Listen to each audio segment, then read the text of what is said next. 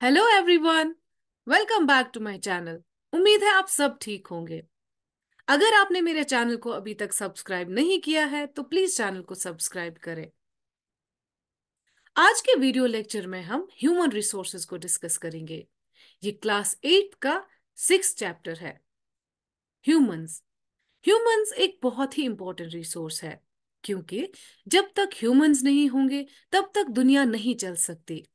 Humans के skills और capabilities की ही वजह से किसी भी नॉर्मल चीज को एक यूजफुल रिसोर्स बनाया जाता है। इसीलिए ह्यूमंस को इंपॉर्टेंट रिसोर्स कंसिडर किया जाता है। आज की वीडियो लेक्चर में हम ह्यूमन रिसोर्स के रिलेटेड सारे पैरामीटर्स को डिस्कस करेंगे। तो चलिए स्टार्ट करते हैं।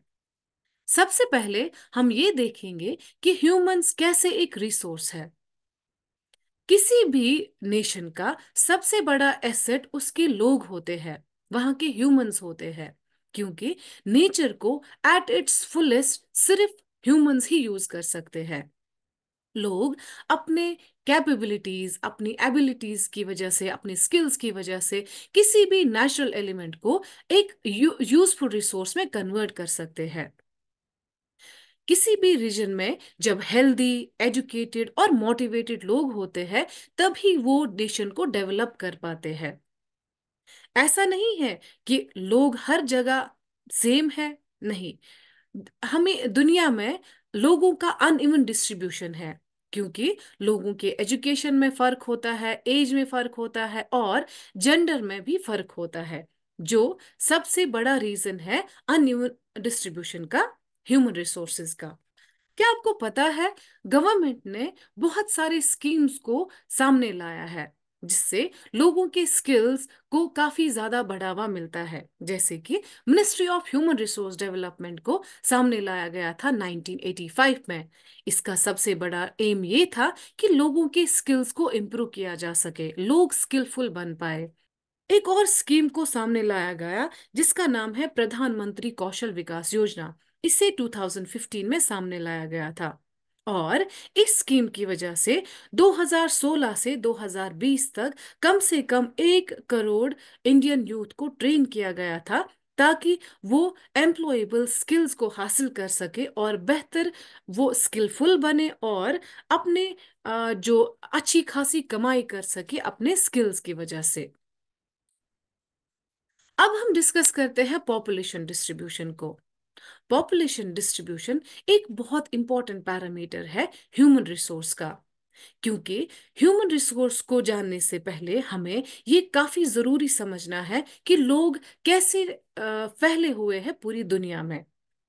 पॉपुलेशन डिस्ट्रीब्यूशन का यही मतलब है कि लोगों का फैलाव दुनिया की सरफेस पे। अगर हम पॉपुलेशन डिस्ट्रीब्यूशन के बारे में बात करें तो 90% जो दुनिया की पॉपुलेशन है वो सिर्फ 30% लैंड को कवर किए हुए है। दुनिया की पॉपुलेशन काफी अनइवन है, हर जगह सेम नंबर ऑफ लोग नहीं अवेलेबल है। कुछ एरियाज काफी ज्यादा क्राउडेड है, कुछ एरियाज में काफी ज्यादा पॉपुलेशन है, जैसे कि साउथ ईस्ट एशिया, यूरोप या नॉर्थ ईस्टर्न नॉर्थ अमेरिका। कुछ एरियाज ऐसे हैं जहां पे काफी कम पॉपुलेशन देखने को मिलती है, जैसे कि हाई लैटिट्यूड रीजन्स, वो रीजन्स जो काफी ऊंचाई पे होते हैं, डेजर्ट एरियाज, हाई माउंटेन्स या फिर इक्वेटोरियल फॉरेस्ट्स।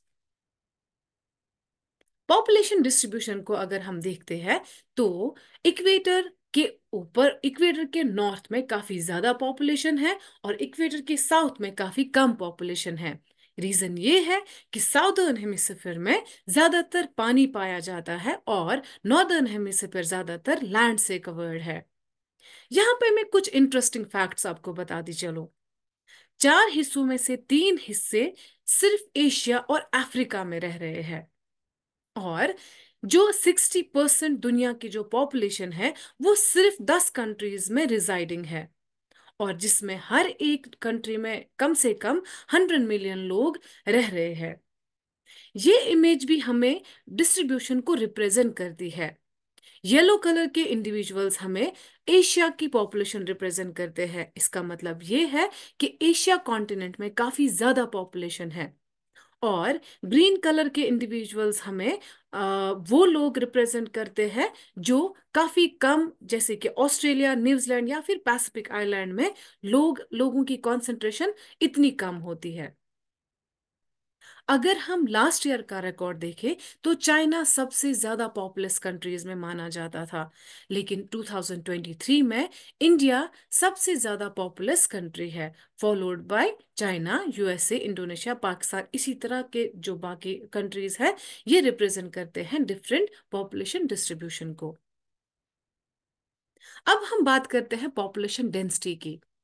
पॉपुलेशन डेंसिटी का मतलब है कि एक यूनिट एरिया में कितने लोग रह रहे हैं।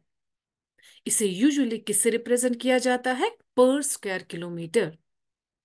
अगर हम पॉपुलेशन डेंसिटी पूरी दुनिया की देखें तो वो है 51 पर्सन्स पर स्क्वायर किलोमीटर। इसका मतलब ये है कि दुनिया के एक यूनिट एरिया या एक स्क्वायर किलोमीटर में 51 पर्सन्स रह रहे हैं। अगर हम बात करते हैं साउथ सेंट्रल एशिया की तो वहां की पॉपुलेशन डेंसिटी काफी ज्यादा हाई है। इसी तरह ईस्ट और साउथ ईस्ट एशिया की भी पॉपुलेशन अच्छी खासी है। पॉपुलेशन डेंसिटी हमें ये समझने में मदद करता है कि लोग दुनिया में किस तरह से फैले हुए हैं, या दुनिया के डिफरेंट रीजन्स में किस तरह से लोग फैले हुए हैं। अब हम ये देखते हैं कि दुनिया में अनइवन डिस्ट्रीब्यूशन ऑफ पॉपुलेशन क्यों है। क्या रीजंस है कि दुनिया में हर जगह या हर कॉन्टिनेंट में इक्वल नंबर ऑफ लोग नहीं रह रहे हैं? सबसे पहले हम ज्योग्राफिकल फैक्टर्स को डिस्कस करेंगे। Number one, topography. यूजुअली लोग प्लेन एरिया में रहना पसंद करते हैं as compare to mountainous areas. इसीलिए अगर हम गंगा प्लेन्स को देखते हैं तो वो ज्यादा पॉपुलेटेड है as compare to the mountains like Andes, Alps या फिर Himalayas. Mountainous area sparsely populated होते हैं और प्लेन एरियाज डेंसली पॉपुलेटेड होते हैं। नेक्स्ट बात करते हैं क्लाइमेट की। कोई भी इंडिविजुअल एक्सट्रीम कंडीशंस को अवॉइड करता है, चाहे ज्यादा ठंड हो या ज्यादा गर्मी हो, वहां पे लोग रहना पसंद नहीं करते हैं। इसीलिए areas like Sahara desert, polar regions of Russia, Canada और एंटार्क्टिका जैसे रीजन्स में पॉपुलेशन बहुत कम पाई जाती है। नंबर थर्ड बात करें सॉइल। किसी भी रीजन में जब फर्टाइल सॉइल या अच्छी क्वालिटी की सॉइल होती है वहां पे एग्रीकल्चरल एक्टिविटीज या प्रोडक्शन को काफी हाई एक्सपीरियंस किया जाता है। यही रीजन है कि फर्टाइल प्लेन्स हाई पॉपुलेटेड होते हैं, डेंसली पॉपुलेटेड होते हैं। For example Ganga and Brahmaputra in India, वांगही, चैंगजियांग जो कि चाइना में है, और नाइल रिवर जो इजिप्ट में है, वो काफी डेंसली पॉपुलेटेड रीजन्स है। नेक्स्ट पैरामीटर है वाटर। हम सबको पता है वाटर एक बेसिक यूनिट है ह्यूमन लाइफ का, और जिन एरियाज में अच्छा पानी प्रोवाइडेड होता है वहां पे लोग ज्यादा पॉपुलेटेड होते हैं, जैसे कि river valleys of the world. उस कंपैरिजन में अगर हम डेजर्ट एरियाज को देखते हैं तो वो स्पेर्सली पॉपुलेटेड होते हैं, क्योंकि वहां पे वाटर की फैसिलिटी बहुत कम होती है। नेक्स्ट पैरामीटर की बात करें तो वो है मिनरल्स। जिस एरिया में मिनरल रिसोर्सेज ज्यादा पाए जाते हैं वहां पे पॉपुलेशन काफी ज्यादा होती है। फॉर एग्जाम्पल साउथ अफ्रीका या मिडिल ईस्ट।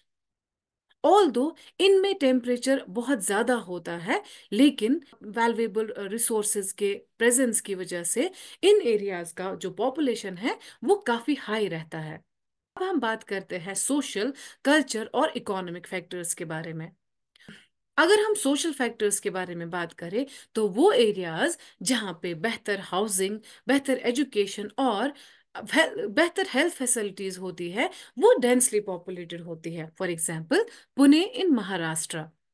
कल्चरल फैक्टर्स की बात करें तो वो रीजन्स या वो एरियाज जो कल्चरल सिग्निफिकेंस या रिलीजियस सिग्निफिकेंस रखते हैं वो लोगों को ज्यादा अट्रैक्ट करते हैं। फॉर एग्जाम्पल इंडिया की बात करें तो वाराणसी, जेरूसलम या वाटिकन सिटी कुछ एग्जाम्पल्स हैं ऐसे रीजन्स के। नेक्स्ट बात करते हैं इकोनॉमिक फैक्टर्स के बारे में। जो रीजन इकोनॉमिकली डेवलप्ड होता है वहां पे लोग काफी ज्यादा रहना पसंद करते हैं।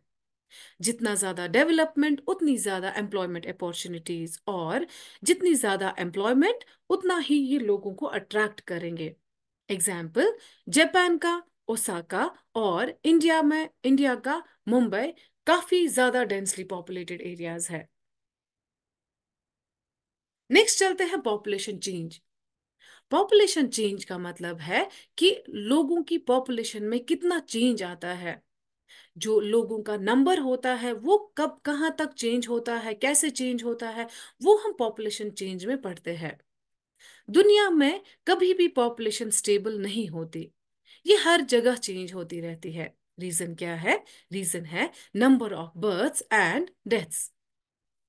अगर हम देखते हैं 1800s में, तो दुनिया की पॉपुलेशन काफी स्लोली स्लोली बढ़ रही थी, क्योंकि काफी ज्यादा बच्चे पैदा तो हो रहे थे, लेकिन वो काफी जल्दी उनकी डेथ होती थी। रीजन ये था कि इम्प्रॉपर हेल्थ फैसिलिटीज थी और इनसफिशिएंट फूड था। फार्मर्स एनफ फूड प्रोड्यूस नहीं कर पा रहे थे। विद द रिजल्ट क्या हुआ? जो पॉपुलेशन इंक्रीज है वो काफी लो हो गया था। लेकिन 1804 में दुनिया की पॉपुलेशन 1 बिलियन तक पहुंच गई। उसके बाद 150 ईयर्स के बाद 1959 में दुनिया की पॉपुलेशन 3 बिलियन तक आ चुकी थी। और जब एब्रप्ट पॉपुलेशन ग्रोथ हुई तो उसे पॉपुलेशन एक्सप्लोजन कहते हैं। 1999 में 40 साल के बाद दुनिया की पॉपुलेशन 6 बिलियन तक आ गई। और रीजन क्या था पॉपुलेशन का डबल या फिर ट्रिपल होना? रीजन था बेहतर फूड सप्लाईज और बेहतर मेडिसिनल फैसिलिटीज। उसकी वजह से डेथ्स कम हुई और जो बर्थ हो रही थी उसे सस्टेन किया गया। पॉपुलेशन डिस्ट्रीब्यूशन को काफी सारी चीजें इफेक्ट करती है, जिसमें बर्थ रेट, डेथ रेट और माइग्रेशन काफी इंपॉर्टेंस रखती है। बर्थ रेट का मतलब है 1,000 लोगों में कितने लोग पैदा हो रहे हैं, उसे हम बर्थ रेट कहते हैं। या एक पर्टिकुलर रीजन में कितने लोग जन्म ले रहे हैं, उसे हम बर्थ रेट कहते हैं। इसी तरह 1,000 लोगों में कितने लोगों की डेथ हो रही है, उसे हम डेथ रेट कहते हैं। माइग्रेशन का मतलब है लोगों का मूवमेंट एक रीजन से दूसरे रीजन में। माइग्रेशन के दो टाइप्स होते हैं, इम माइग्रेशन और एम माइग्रेशन। इम माइग्रेशन को इन माइग्रेशन भी बोलते हैं और एम माइग्रेशन को आउट माइग्रेशन भी बोलते हैं। ये दो टाइप्स हम ऐसे समझते हैं। जब इंडिया में लोग आते हैं उसे हम इम माइग्रेशन या इन माइग्रेशन कहते हैं, और जब इंडिया से लोग बाहर जाते हैं उसे हम एम माइग्रेशन या फिर आउट माइग्रेशन कहते हैं। इम माइग्रेशन की बात करें तो इस वक्त यूएसए और ऑस्ट्रेलिया इम माइग्रेशन काफी ज्यादा एक्सपीरियंस कर रहा है। मतलब लोग काफी ज्यादा आ रहे हैं यूएसए और ऑस्ट्रेलिया में। और एम माइग्रेंट्स की बात करें या आउट माइग्रेशन की बात करें तो सूडान इस वक्त पॉपुलेशन लॉस एक्सपीरियंस कर रहा है, क्योंकि सूडान से लोग इस वक्त जा रहे हैं दूसरे कंट्रीज में। नेचुरल ग्रोथ रेट का मतलब है डिफरेंस बिटवीन बर्थ रेट और डेथ रेट। ये इमेजेस हमें रिप्रेजेंट करती है पॉपुलेशन चेंज को। सबसे पहली इमेज हमें ये रिप्रेजेंट करती है पॉपुलेशन स्टडी, मतलब पॉपुलेशन का सेम रहना। जब बराबर, फॉर एग्जाम्पल, जब 3 लोग पैदा हो रहे हैं और 3 लोग मर रहे हैं, इसका मतलब कि पॉपुलेशन बराबर है। इसी तरह सेकेंड इमेज में पॉपुलेशन डिक्रीज दिखाया गया है। इसका मतलब 2 लोग पैदा हो रहे हैं लेकिन 5 लोगों की डेथ हो रही है। इससे क्या होगा? पॉपुलेशन कम हो जाएगी। थर्ड इमेज हमें पॉपुलेशन इंक्रीज दिखा रहा है। पॉपुलेशन इंक्रीज में क्या होता है? जब लोग ज्यादा पैदा हो रहे हैं लेकिन लोगों की डेथ कम हो रही है, इससे क्या होगा? पॉपुलेशन बढ़ जाएगी। अब एक सवाल पैदा होता है, वो ये है कि आखिर लोग माइग्रेट क्यों करते हैं? माइग्रेशन काफी इंपॉर्टेंट फैक्टर है पॉपुलेशन चेंज का। देखिए, माइग्रेशन दो टाइप्स का होता है, इंटरनेशनल माइग्रेशन और नेशनल माइग्रेशन, या जिसे हम विद इन कंट्री माइग्रेशन भी कहते हैं। इंटरनेशनल माइग्रेशन में क्या होता है, इसमें लेस डेवलप्ड नेशन से मोर डेवलप्ड कंट्रीज की तरफ लोग जाते हैं।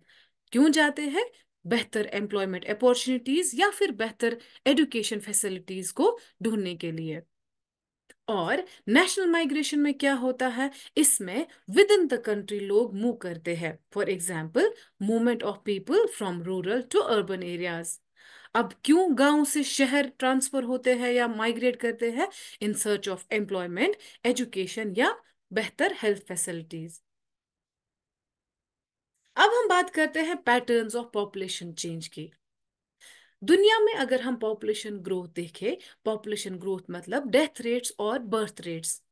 किसी भी रीजन में डेथ रेट और बर्थ रेट इक्वल नहीं होता है, ये हमेशा वेरी करता है। जैसे कि केन्या में अगर हम देखें तो यहाँ पे हाई पॉपुलेशन ग्रोथ है, क्योंकि यहाँ पे हाई बर्थ और हाई डेथ रेट्स को एक्सपीरियंस किया जाता है। बहुत सारे रीजन्स में बेहतर हेल्थ केयर की वजह से काफी ज्यादा डेथ रेट्स को कंट्रोल किया गया है। लेकिन अगर लोगों की डेथ्स नहीं होंगी तो क्या होगा? हाई बर्थ रेट की वजह से पॉपुलेशन काफी ज्यादा हाई हो जाएगी किसी पर्टिकुलर रीजन में। उसके कंपैरिजन में अगर हम यूनाइटेड किंगडम को देखते हैं तो यहाँ पे पॉपुलेशन काफी कम हो रही है, क्योंकि यहाँ पे लो डेथ रेट भी है और लो बर्थ रेट भी है। नेक्स्ट चलते हैं हम पॉपुलेशन कॉम्पोजिशन की तरफ। पॉपुलेशन कॉम्पोजिशन का मतलब है स्ट्रक्चर ऑफ पॉपुलेशन, कि किस रीजन में पॉपुलेशन का कैसा स्ट्रक्चर है, क्या डेंसली पॉपुलेटेड है या स्पेर्सली पॉपुलेटेड है, वो चीजें हम पॉपुलेशन कॉम्पोजिशन से समझेंगे। पॉपुलेशन डेंसिटी कभी भी इकोनॉमिक डेवलपमेंट को रिप्रेजेंट नहीं करता है। मतलब हम ये नहीं कह सकते कि किसी पर्टिकुलर कंट्री का पॉपुलेशन ज्यादा है तो ये डेवलप्ड भी ज्यादा होगा, ऐसा नहीं है। फॉर एग्जाम्पल, जापान और बांग्लादेश दोनों ही डेंसली पॉपुलेटेड कंट्रीज है, लेकिन जापान काफी ज्यादा डेवलप्ड है लेकिन बांग्लादेश उतना नहीं है। पॉपुलेशन कॉम्पोजिशन हमें किस चीज में हेल्प करता है? वेल, पॉपुलेशन कॉम्पोजिशन हमें पॉपुलेशन को समझने में हेल्प करता है, जैसे कि जेंडर आइडेंटिफिकेशन, एज आइडेंटिफिकेशन, लोग कितने एजुकेटेड है, एम्प्लॉयमेंट लेवल क्या है, लोगों की इनकम क्या है, या लोगों का हेल्थ स्टेटस कैसा है। तो वो सारी चीजें हमें पॉपुलेशन कॉम्पोजिशन से समझ आती है। एज सेक्स पिरामिड एक इंटरेस्टिंग तरीका है जिससे हम पॉपुलेशन कॉम्पोजिशन किसी भी कंट्री का आराम से समझ सकते हैं। तो आगे हम अलग अलग एज पिरामिड्स को अंडरस्टैंड करेंगे। सबसे पहले हम पहले एज पिरामिड को डिस्कस करेंगे। इस पिरामिड में ये केन्या कंट्री का पिरामिड रिप्रेजेंट करता है। इस पिरामिड में बॉटम रिप्रेजेंट करता है लेवल ऑफ बर्थ्स को, और ये रिप्रेजेंट इसका जो बॉटम है वो रिप्रेजेंट करता है चिल्ड्रन बिलो 15 ईयर्स। और इस पिरामिड का टॉप किस चीज को रिप्रेजेंट करता है? एज लोगों को, जो कम से कम 65 ईयर्स तक होते हैं। और इसका जो टॉप है वो रिप्रेजेंट करता है नंबर ऑफ डेथ्स। अब हम सेकेंड एज पिरामिड को रिप्रेजेंट करते हैं। इसका जो ब्रॉड बेस और नैरो टॉप है वो रिप्रेजेंट करता है हाई बर्थ और हाई डेथ रेट्स को। यहाँ पे काफी ज्यादा बच्चे पैदा तो हुए हैं, लेकिन इन्फेंसी तक पहुंचने से पहले ही उनकी डेथ हो चुकी है। और ये एज पिरामिड हमें ये भी रिप्रेजेंट करता है कि यहाँ पे काफी कम लोग जो है अपने ओल्ड एज तक पहुंच पाते हैं, क्योंकि उनकी डेथ जो है इन्फेंसी पीरियड में ही हो जाती है। अब हम इंडिया के एज पिरामिड को डिस्कस करेंगे। ये एज पिरामिड हमें ये दिखाता है कि डेथ रेट्स इसमें काफी कम है।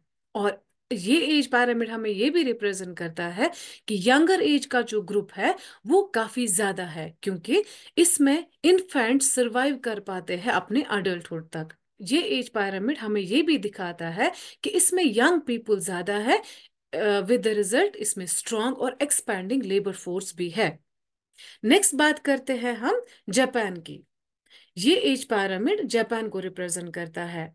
इस एज पिरामिड में नैरो बेस है जो कि रिप्रेजेंट करता है लो बर्थ रेट्स को, और इसका जो नैरो टॉप है वो भी रिप्रेजेंट करता है डिक्रीज डेथ रेट्स को। इस वीडियो लेक्चर में हमने ह्यूमन रिसोर्स के बारे में सारे पैरामीटर्स डिस्कस कर लिए, जिससे हमें ये पता चलता है कि ह्यूमन एक बहुत ही इंपॉर्टेंट रिसोर्स है।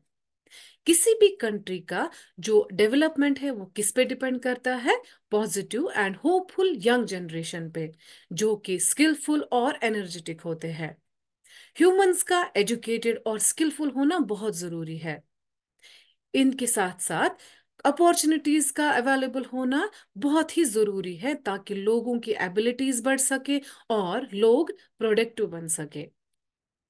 Thank you so much for joining me. उम्मीद है आपको ये वीडियो पसंद आई होगी। अगर आपको ये वीडियो पसंद आई है तो वीडियो को लाइक करना ना भूलें। मिलते हैं नेक्स्ट वीडियो में।